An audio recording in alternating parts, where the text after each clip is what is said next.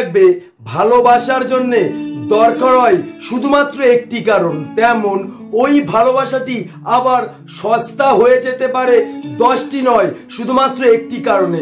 তোমার ওই একটি কারণের জন্যে তোমার ভালোবাসাটি দিন দিন সস্তা হয়ে যাচ্ছে, তুমি সেই মানুষটির কাছে মূল্যহীন হয়ে যাচ্ছ। তার জন্য তোমাকে ভিডিওটি একটু মন দিয়ে দেখতে হবে, আমার কথাগুলি তোমাকে একটু মন দিয়ে শুনতে হবে, কারণ আমি তোমাকে যেভাবে স্টেপ বাই স্টেপ উদাহরণ দিয়ে বুঝিয়ে দিতে পারবো, হয়তো কোনো ইউটিউবার তোমাকে বোঝাতে পারবে না। এবং কি করলে সেই মানুষটি আবার তোমার জীবনে ফিরে আসবে সেটাও তোমাকে সম্পূর্ণভাবে বুঝিয়ে দেওয়া হবে। হয়তো যে মানুষটি এই ভিডিওটি স্কিপ করে বেরিয়ে যাবে সে হয়তো কোনোদিনও জানতে পারবে না তার ভালোবাসা কেন সস্তা হয়ে গেছে, এবং মাত্র দুটি উদাহরণের সাহায্যে তোমার ওই ভালোবাসাটি সস্তা হয়ে যাওয়ার কারণ তুমি খুঁজে পাবে। ভিডিওটি ভালো লাগলে অবশ্যই লাইক কমেন্ট শেয়ার করে পাশে থেকো।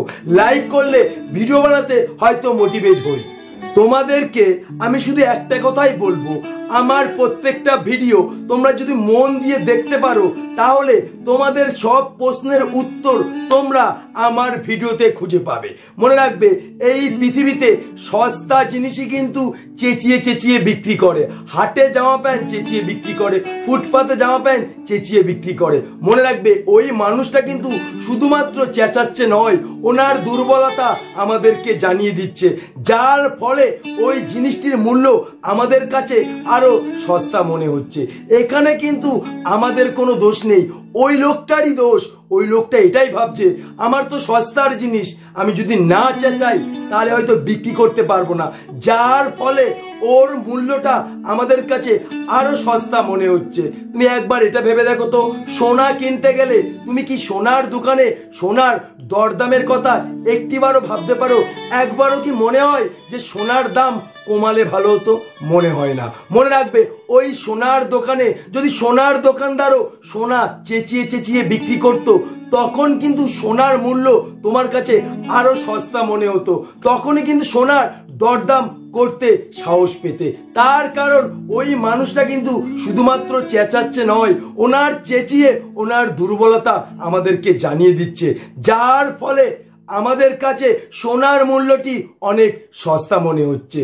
তেমন তুমি তোমার ভালোবাসার মানুষের কাছে একই রকম ভাবে হয়তো এটা বলে এসেছো, আমি তোমাকে খুব ভালোবাসি, আমি তোমাকে ছাড়া বাঁচবো না, তুমি আমার জীবনে সবকিছু, তুমি চলে গেলে আমি হয়তো মরেই যাব।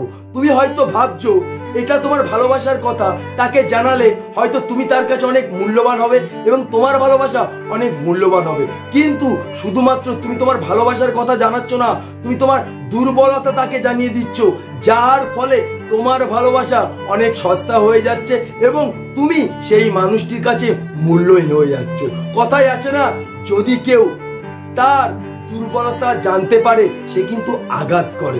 তোমাকে প্রথমে এটা বিশ্বাস করতে হবে, যে মানুষটি সত্যি তোমাকে ভালোবাসবে সে কোনোদিন তোমাকে ছেড়ে যাবে না, আর যে মানুষটি তোমাকে ভালোবাসবে না তাকে তুমি বেঁধেও কোনোদিন রাখতে পারবে না। তোমাকে প্রথমে এটা বিশ্বাস করতে হবে যে আমি ব্র্যান্ডেড, অর্থাৎ ওই মানুষটি যদি সত্যি আমাকে ভালোবাসে তাহলে আমাকে কোনোদিন ছেড়ে চলে যেতে পারবে না। তুমি যদি একবার নিজেকে ব্র্যান্ডেড ভাবতে পারো তাহলে যেই মানুষটি তোমার সাথে সম্পর্ক করবে সেই মানুষটি এটাই ভাববে যে আমি হয়তো সস্তা, কিন্তু তোমার ভালোবাসা সে কোনোদিন সস্তা মনে করতে পারবে না, বা তুমি সেই মানুষটির কাছে কোনোদিন মূল্যহীন হবে না। মনে রাখবে, সত্যিকারের ভালোবাসা কোনোদিন বলে বোঝানো যায় না। যদি বলেই বোঝানো যেত তাহলে তো কত ভালোবাসা মুখেই বলে বোঝানো যেত। যে সত্যি ভালোবাসবে তোমার চোখের দিকে তাকালে তার ভালোবাসা সে বুঝতে পারবে। মনে রাখবে, তুমি যদি ব্র্যান্ডেড হও তাহলে কোনো মুহূর্তেই তোমার ভালোবাসা সস্তা হবে না। এক্সাম্পল দিচ্ছি, ধরো তুমি একটা জামা পরো, জামাটার দাম 100 টাকা কি 200 টাকা, কিন্তু ওই জামাটা যদি কোনো সেলিব্রিটি পরে তখন কি ওই জামাটা একটা বারও তুমি সস্তা মনে করো? একটি বারও ওই জামাটার মূল্য তুমি কি হিসাব করতে পারো? পারো না। তার কারণ ওই জামাটা যে পরেছে সে কিন্তু ব্র্যান্ডেড, অর্থাৎ ওই জামাটার দিকে মানুষ কিন্তু তাকাবে নয়, ওই মানুষটার দিকে তাকাবে। বুঝতে পারছো?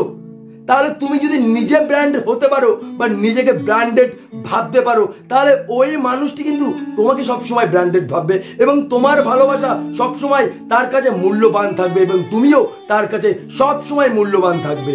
হয়তো তুমি ভাবছো কি করলে সেই মানুষটি আবার তোমার জীবনে ফিরে আসবে এবং তোমাকে আবার ভালোবাসবে। তার জন্য তোমাকে কিন্তু প্রথমে এটা বলেছি যে সত্যি যে ভালোবাসবে সে কিন্তু কোনোদিনও ছেড়ে যাবে না, আর সত্যিকারের ভালোবাসা কোনোদিন হারিয়ে যায় না। তাই সেই মানুষটি যদি সত্যি তোমাকে ভালোবেসে থাকে তাহলে তোমার এটা করতে হবে। তুমি হয়তো কন্টিনিউ তাকে ফোন করছো, তাকে তুমি কথা বলার জন্য ছটপট করছো, তাকে তুমি SMS করছো, তার সাথে দেখা করার জন্য তুমি ছটপট করছো। এগুলো না টোটালি তুমি বন্ধ করে দাও। তোমার ভিতরে একটা চেঞ্জিং, তোমাদের ভিতরে একটা পরিবর্তন আনো। কারণ সেই মানুষটা কিন্তু নিজেও জানে না যে তোমার জীবন তো কেন চলে গেছে, তার তো কোনো কারণ নেই। তাই তুমি যদি তোমার ভিতরে চেঞ্জিং বা পরিবর্তন আনতে পারো, তখন ওই মানুষটা এটাই ভাববে যে এর ভিতরে এই পরিবর্তনটা কি করে আসলো। সে তো আমাকে কন্টিনিউ ফোন করতো, আমার সাথে কন্টিনিউ দেখা করার জন্য ছটপট করতো, আমার সাথে কথা বলার জন্য ছটপট করতো, কিন্তু এই জিনিসগুলো আর কেন করছে না? মনে রাখবে তখন কিন্তু সে চিন্তায় পড়ে যাবে, তোমাকে নিয়ে চিন্তা করবে না, তোমার চেঞ্জিং, তোমার পরিবর্তন নিয়ে চিন্তা করবে। আর তুমি যদি তাকে একবার চিন্তা করাতে পারো, তাহলে সেই মানুষটা কিন্তু সবসময় এটাই ভাববে সেই মানুষটি কি অন্য কারোর সাথে রিলেশন করছে বা অন্য কাউকে কি সম্পর্ক করছে। মনে রাখবে ভালোবাসার মানুষ যখন জানতে পারবে যে তুমি তাকে ছাড়া ভালো আছো, সেই মানুষটা কিন্তু কোনোদিনও ভালো থাকতে পারবে না। পুনরায় সে তোমার জীবনে আবার ফিরে আসবে এবং তোমাকে নতুন করে ভালোবাসতে শুরু করবে। তো আজকের মতন এই পর্যন্ত, নেক্সট টাইম আবার দেখা হচ্ছে সুন্দর কোনো ভিডিও নিয়ে। তো ভিডিওটা কন্টিনিউ দেখার জন্য অসংখ্য ধন্যবাদ।